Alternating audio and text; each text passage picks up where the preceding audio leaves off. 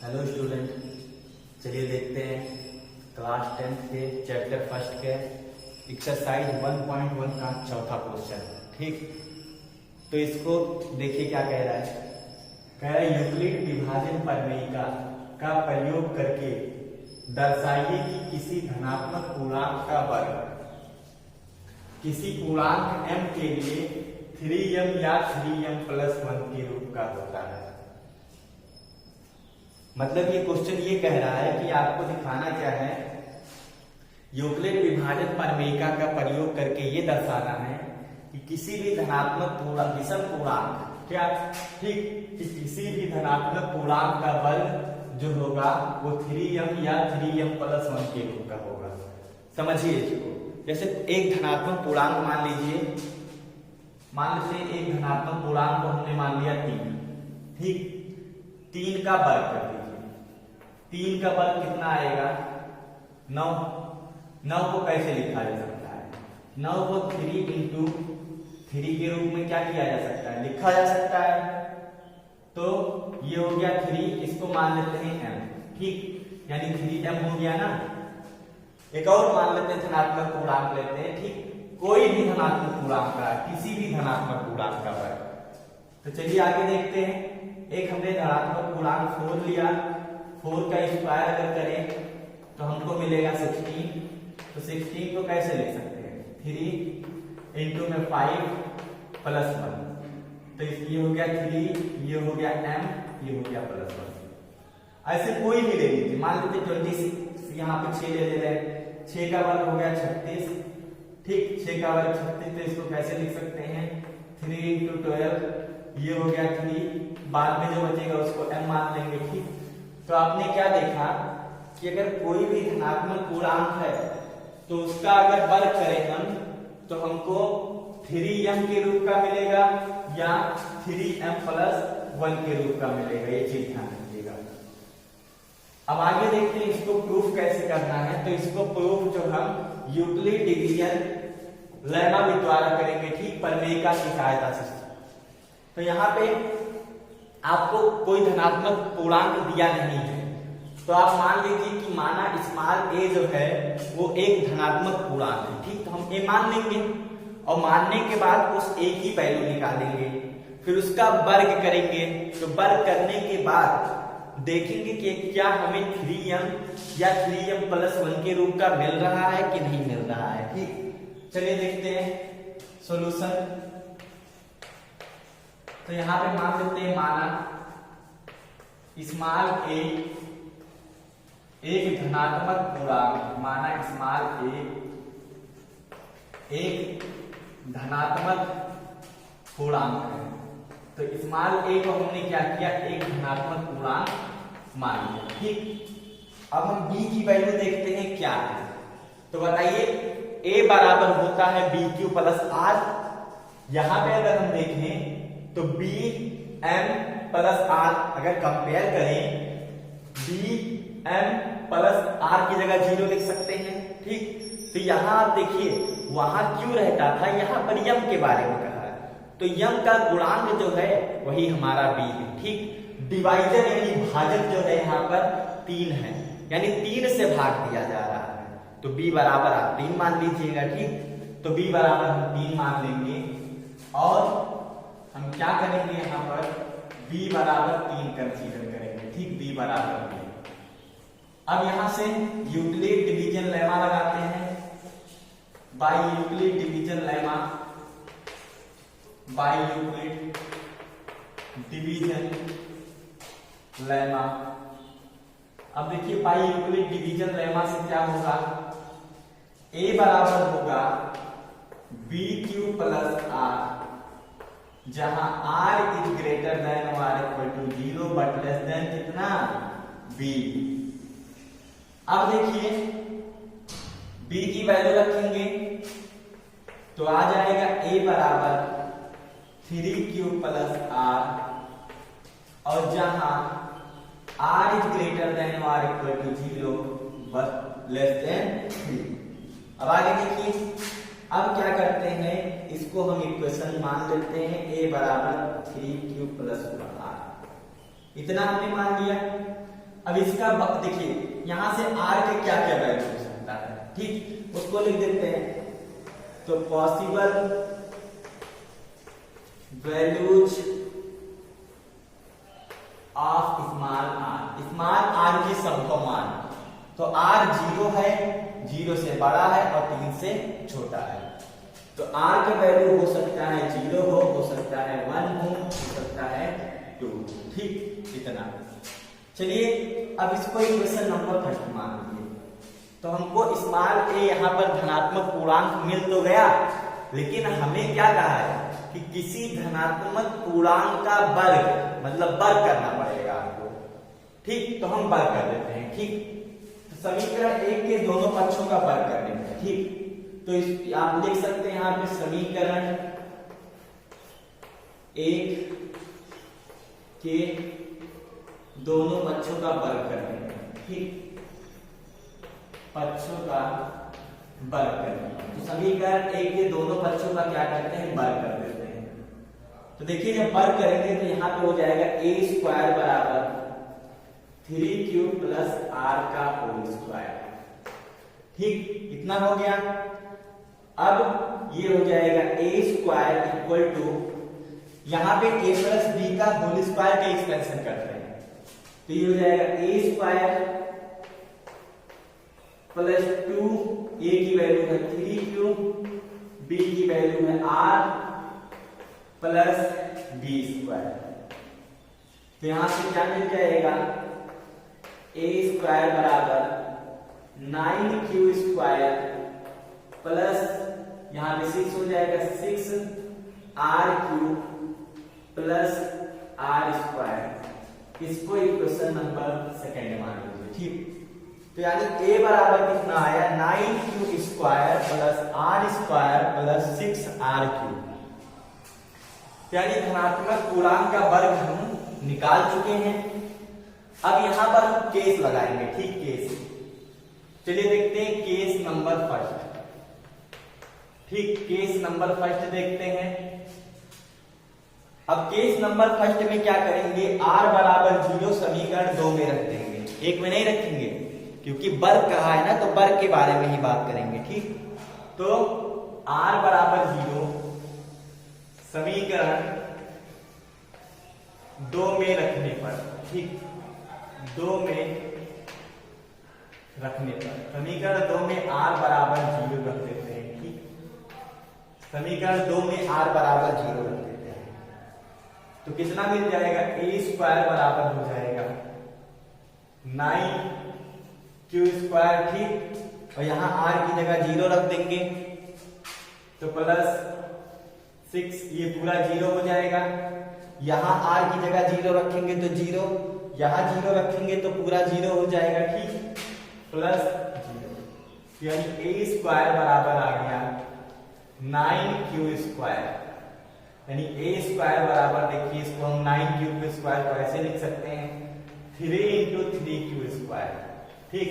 देखिए क्योंकि हमें लिखना है 3m या 3m+1 के रूप में लाना है, ठीक। तो ये हो गया 3, इसको हम m मान लेते हैं। तो हमने क्या किया, लेट माना स्मॉल m बराबर 3q स्क्वायर, ठीक, स्मॉल m बराबर 3q स्क्वायर मान लिया। तो a स्क्वायर बराबर देखिए कितना आ जाएगा, a स्क्वायर बराबर 3m आ जाएगा, ठीक, a स्क्वायर बराबर 3m, ये चीज, ठीक। तो यही पहला चीज हमें दिखाना था।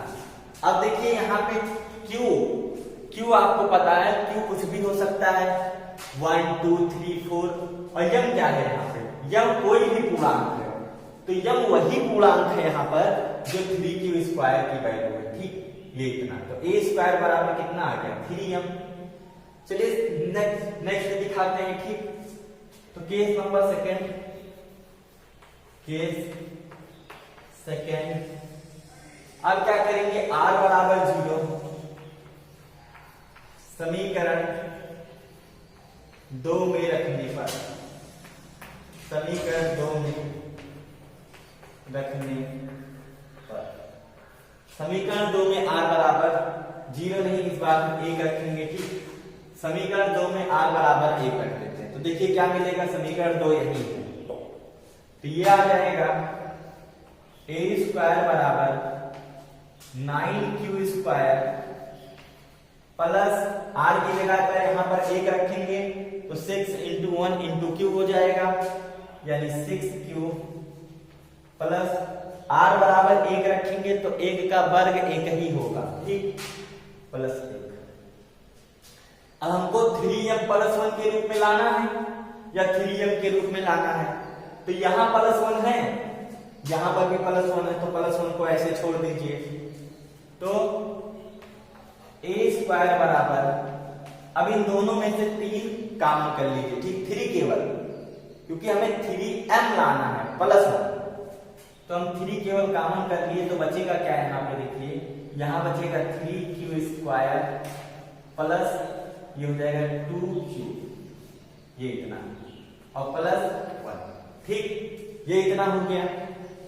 अब चलिए आगे क्या करते हैं, आगे फिर हम क्या करेंगे, यहाँ पे कंसीडर कर लेते हैं, मान लेते हैं। तो हमने क्या किया, मान लेते हैं कि यहाँ पे m की जो वैल्यू है, ठीक, देखिए बगल में जो आएगा उसी को हम m कंसीडर कर लेंगे। m बराबर क्या है, 3q स्क्वायर प्लस 2q की जो वैल्यू है वो m के बराबर है, ठीक, ये इतना, देखिए कितना आ जाएगा, ए स्क्वायर बराबर हो गया 3m प्लस 1, ए स्क्वायर बराबर 3m प्लस 1। तो हमने क्या देखा कि धनात्मक पूर्णांक का जो वर्ग है वो 3m प्लस 1 के रूप का है और 3m के रूप का है। आगे चलिए देखते हैं अंतिम केस, ठीक, केस नंबर 3, केस नंबर 3, समीकरण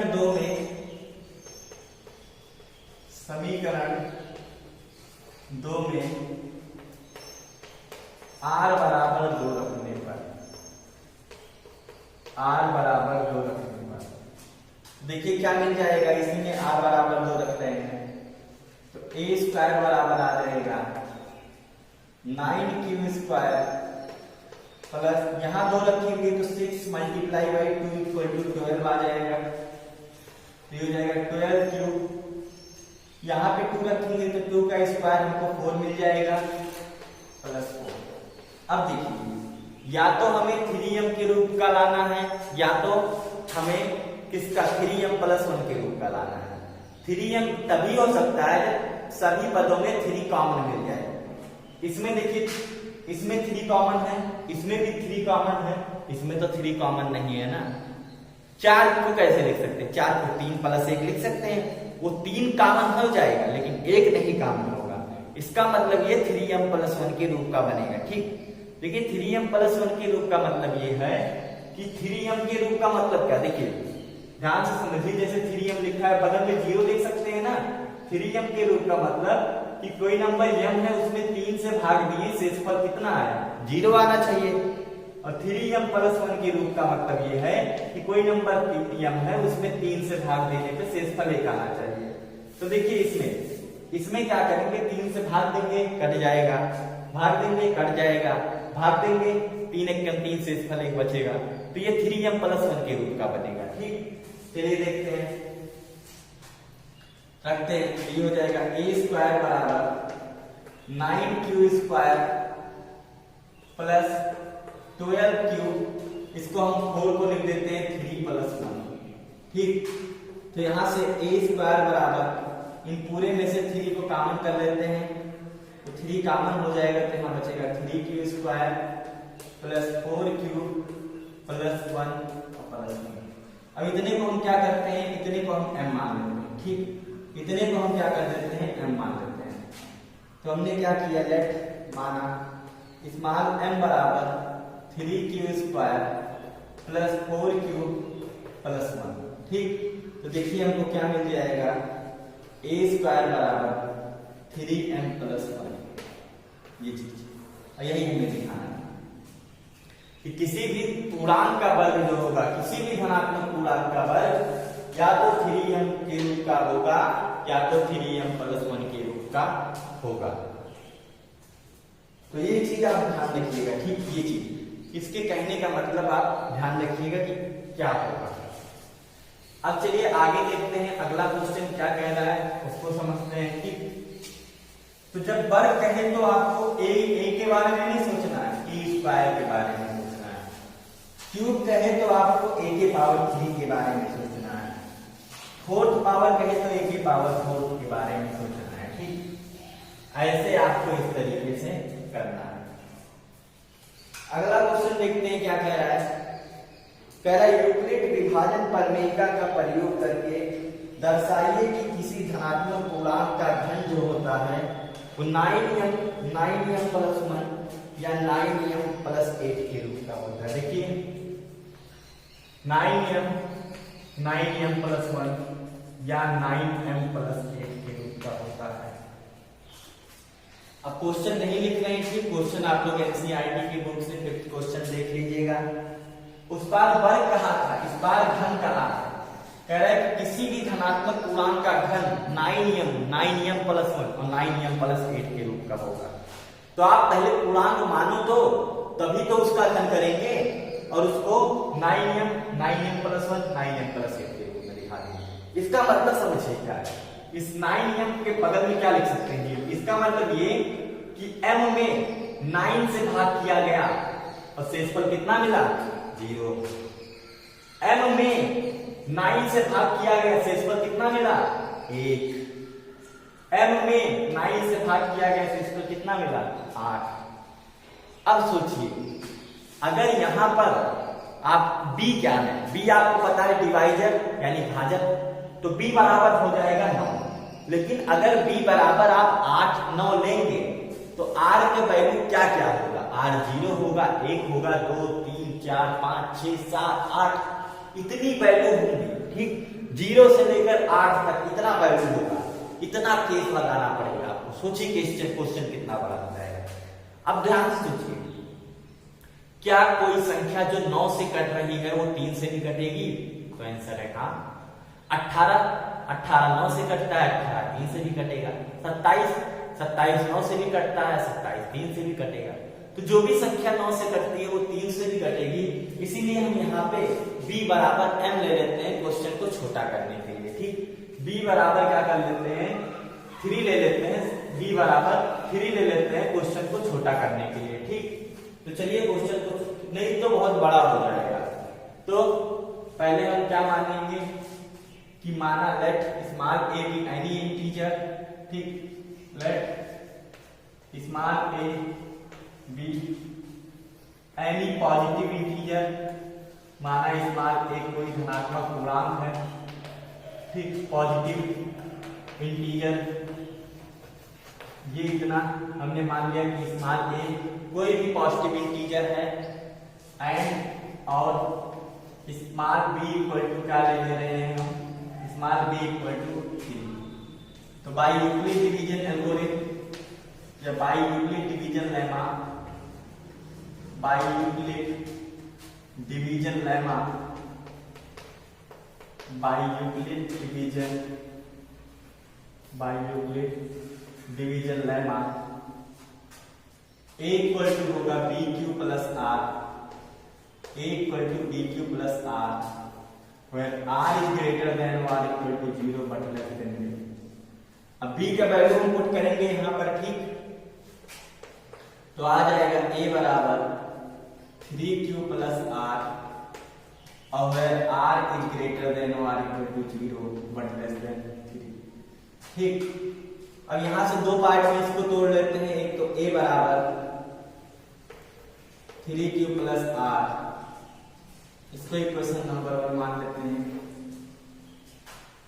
फिर possible values of r, possible values of r, values of r, r की संभवता मान कितने होंगे, 0 1 2। ठीक, क्योंकि हमें 0 लेना है, 1 लेना है, 2 लेना है, 3 से छोटा लेना है। ठीक, तो आगे देखिए, अब हम समीकरण 1 के दोनों पक्षों का क्यूब कर देते हैं। ठीक, समीकरण 1 के दोनों पक्षों का घन कर देते हैं, या रहने दीजिए, इसके दोनों पक्षों का क्यूब कर देते हैं। क्योंकि क्वेश्चन में कहा है धनात्मक पूर्णांक का घन कब मिलेगा, जब क्यूब करेंगे। ठीक, तो देखिए क्या मिल जाएगा, इधर हो जाएगा a क्यूब, इधर होगा 3 क्यूब प्लस r का होल क्यूब। ठीक, यहां से a क्यूब हो जाएगा, यहां से a प्लस b का होल क्यूब का फार्मूला लगाते हैं, तो a cube plus b cube plus 3, a की वैल्यू है 3 क्यूब इंटू में b की वैल्यू है r और ब्रैकेट में ये उतर जाएगा, यानी 3 क्यूब प्लस r। ये चलिए आगे सॉल्व करते हैं, तो ये हो जाएगा 27 cube plus r cube plus 3 3 का 9 3 27, तो जाएगा 27 क्यू स्क्वायर r प्लस ये 9 हो जाएगा 9, अब फिर यहाँ पे cube r square, cube r square. ठीक, ये मिल गया, इसको इक्वेशन नंबर से फर्स्ट मान लेते हैं। ठीक, अब यहाँ पे जो केस बनाए हैं वही वैल्यू पुट करते हैं हम। Case number first put r equal to 0, put r equal to 0 in equation first, मतलब r बराबर 0 इक्वेशन फर्स्ट में रखेंगे तो क्या मिलेगा, a क्यूब बराबर 27 क्यू क्यूब, यहाँ r है 0 रखना है, क्या आएगा 0, यहाँ r है 0 रखना है, क्या आएगा पूरा टर्म 0 हो जाएगा, यहाँ r है यानी 0 पूरा टर्म 0 हो जाएगा, तो बाकी 3 0 यहाँ पे लगा दे रहे हैं। ठीक, ये तीनों टर्म 0 हो जाएगा। अब ऐसा मत करिएगा घनमूल निकाल दीजिएगा, आपको घन ही देखना है। ठीक, घनमूल नहीं निकालना है आपको। देखिए क्या होगा, a क्यूब बराबर 27 क्यू क्यूब, अब इसको कैसे लिख सकते हैं, a क्यूब बराबर 9 इंटू में 3 क्यूब क्यू क्यूब, क्योंकि हमें किस रूप में लिखना था 9m, ये पूरे 9 से कट जाएगा ना, शेषफल कुछ नहीं बचेगा, तो ये 9m का ही रूप तो है, तो आप क्या करेंगे, लेट माना 3 cube cube equal to m, तो पहला यहां से आ गया कि a क्यूब बराबर होगा 9m। ठीक, मतलब किसी भी पूर्णांक का घन जो होगा वो 9m के रूप में लिखा जा सकता है। ठीक, यानी 9 से भाग किया जाए तो शेषफल 0 आ जाएगा, ये कहने का मतलब है। अब चलिए आगे देखते हैं केस नंबर सेकंड में क्या कह रहा है, तो केस सेकंड की बात करते हैं। Case second, put r equal to 1 in equation first,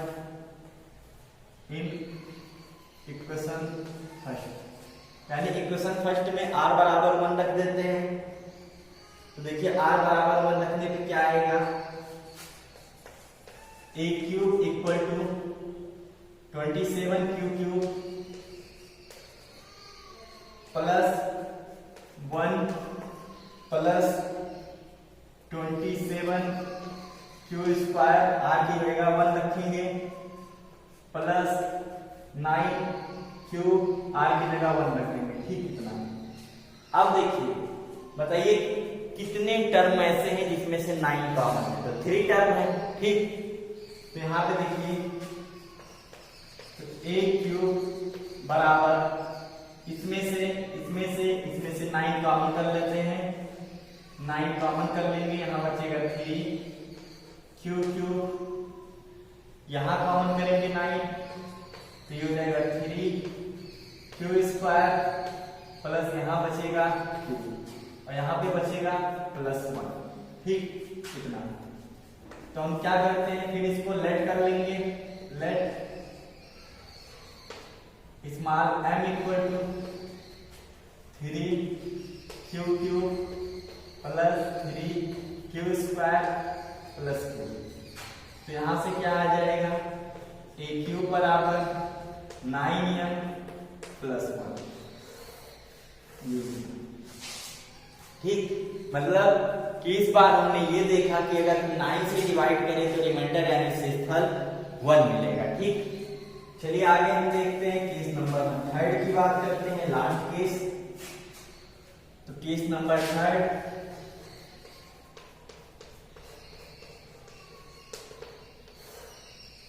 put r equal to 2 in equation first में r इक्वल टू 2 रख देते हैं। तो देखिए क्या मिलेगा, a क्यूब बराबर 27q क्यूब प्लस r की जगह 2 रखना है तो ये हो जाएगा 2 का cube plus 27q square, r की जगह 2 रखेंगे तो 54 हो जाएगा। 54q स्क्वायर प्लस ना यहाँ पे 4 रखेंगे तो 9 का मल्टीप्लाई 4 होगा तो यानी 36q। ठीक, r बराबर 2 रखे हैं, 4 9 36, 27 गुना 54 और 8। अब इसको भी 8 ले लेते हैं, तब 2 का क्यूब 8 होगा। अब देखिए इसमें 9 कॉमन हो रहा है तो a क्यूब बराबर हो जाएगा, 9 कॉमन कर लिए तो यहाँ बचेगा 3q क्यूब प्लस यहाँ पे बचेगा 6q स्क्वायर प्लस यहाँ बचेगा 4q प्लस 8। लेट कर लेते हैं, मान लेते हैं let 3q cube plus 6q square plus 4q equal to m। ठीक, हमने m मान लिया, देखिए कितना आ जाएगा, a क्यूब बराबर 9m प्लस 8। यही हमें दिखाना है। ठीक, तो हमसे इसने क्या कहा था कि कोई भी अगर धनात्मक पूर्णांक है तो उसका घन जो होगा, अगर उसके घन को 9 से भाग करें तो शेषफल या तो 0 आएगा या तो 1 आएगा या तो 8 आएगा। कोई भी एग्जांपल ले लीजिए, जैसे मान लेते हैं 5। ठीक, 5 का घन क्या होगा, 125। 125 में 9 से भाग करके देख लीजिए। ठीक, तो 9 1 9, 3 बचा 35 हो गया, 9 3 27, यानी शेषफल कितना आया, 8 शेषफल आ गया। तो 125 को कैसे लिख सकते हैं, 13 गुणे 9 प्लस 8। देख लीजिए क्या ये 3m प्लस 8 बना कि नहीं बना, आंसर है बना। और दूसरा ले लीजिए, 4 ले लें, 4 का क्यूब 64, 9 से भाग करिए, 9 से भाग करेंगे कितना बार जाएगा, 7 बार जाएगा। शेषफल कितना आएगा, 1 आ जाएगा। तो इसको कैसे लिख सकते हैं, 64 बराबर 9 गुणे 7 प्लस 1। क्या ये 9m प्लस 1 का रूप नहीं है, 9m प्लस 1 का रूप है।